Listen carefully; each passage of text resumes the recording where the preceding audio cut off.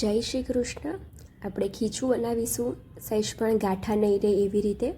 તો એના માટે પહેલાં મેં કોથમીર લીધી છે અને તીખા લીલા મરચાં લીધા છે 3. એને મેં ક્રશ કરી દીધા છે. 1 વાટકી મેં ચોખાનો લોટ લીધો છે અને મેથી મસાલો જે આપણે લાસ્ટમાં એડ કરીશું. હવે 1 વાટકી આપણે જે ચોખાનો લોટ લીધો હતો એમાં 2 વાટકી આપણે પાણી એડ કરીશું. જનરલી ખીચું બનાવવા માટે કોઈ પણ વસ્તુ તમે સેટ કરી દેવાની. જે વાટકી યા તો વાટકાનું માપ લો છો અને 3 ગણું તમારે પાણી લેવાનું છે. અત્યારે મેં 2 વાટકી પાણી યુઝ કર્યું છે આમાં. હવે 1 વાટકી પાણી હું આ પેનની અંદર એડ કરીશ.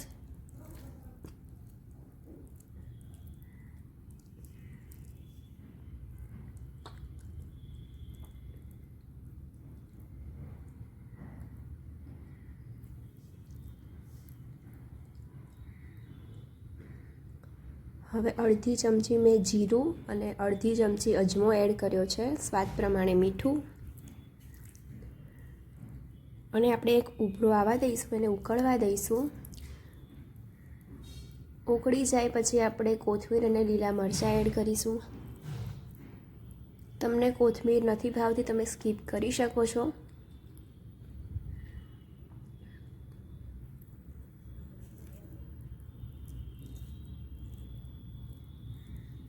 પાપડ ખાર લીધો છે મેં 1 પિંચ જેટલું.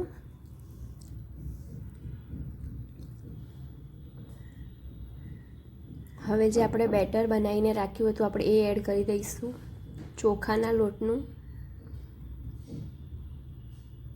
આનો ફરક એટલો જ છે કે આટલું કરવાથી તમારે લમ્પ સહેજ પણ નહીં રહે. અધરવાઇઝ તમે ડાયરેક્ટલી 3 વાટકી પાણી ગરમ કરવા મૂકી શકો છો અને ધીરે ધીરે તમારે લોટ એડ કરી શકો છો.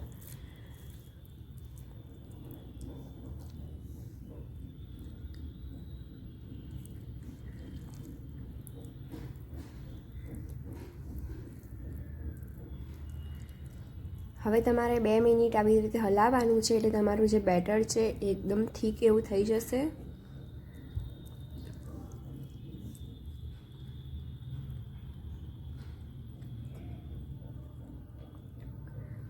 હવે આપણે એને એક ડીશમાં કાઢી દઈશું. તમે આજમાં ગેસની ફ્લેમ સ્લો કરી અને તમે થોડીક વાર માટે એને સીજવા મૂકી શકો છો.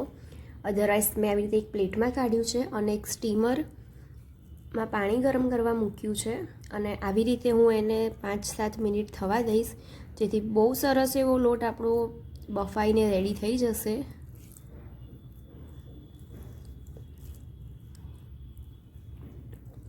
પાંચ 7 મિનિટ થઈ ગઈ છે. આપણે જોઈ લઈએ તો બહુ સરસ એવો લોટ આપણો બફાઈ ગયો છે અને એકદમ સરસ ખીચું આપણું બનીને રેડી થઈ ગયું છે.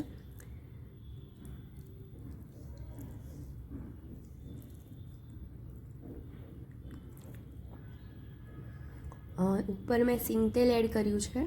આમાં તેલનું પ્રમાણ થોડું વધારે હોય છે, તમે તમારી રીતે એડ કરી શકો છો. મેં અહીંયા ઓછું જ એડ કર્યું છે. ઉપર મેથી મસાલો એડ કર્યો છે અને ટેસ્ટી એવું ખીચું બનીને રેડી છે. Thank you for watching.